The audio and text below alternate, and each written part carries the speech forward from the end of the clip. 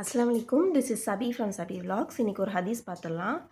பிரார்த்தனையில் அவசரம் வேண்டாம். நான் பிரார்த்தித்தேன், ஆனால் என் பிரார்த்தனை ஏற்கப்படவில்லை என்று கூறி நீங்கள் அவசரப்படாத வரையில் இறைவனால் உங்கள் பிரார்த்தனை ஏற்கப்படும் அப்படின்னு சொல்லியிருக்காங்க.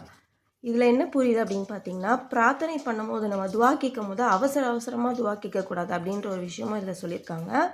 இன்னொரு விஷயம் என்ன அப்படின்னா, ஒரு துவா நம்ம கேட்குறோம், அது கபுல் ஆகலை, அப்போதைக்கு அது நடக்கலை அப்படின்னு சொன்னால் உடனே விட்டுறக்கூடாது. அவ்வளோதான், இது அக்செப்டே ஆக மாட்டேங்குது, நான் துவா கேட்டு என்ன அல்லாஹ் எதுவுமே செய்ய மாட்டேங்கிறான் அப்படின்ற நிலைக்கு போகக்கூடாது.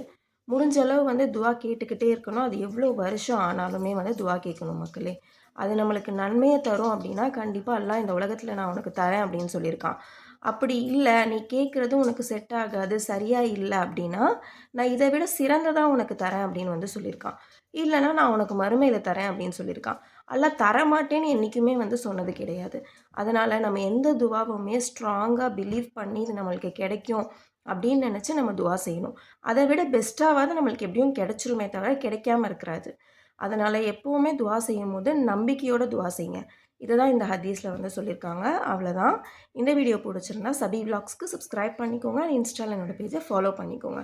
அஸ்ஸலாமு அலைக்கும் வரஹ்மத்துல்லாஹி வபரகாத்துஹு.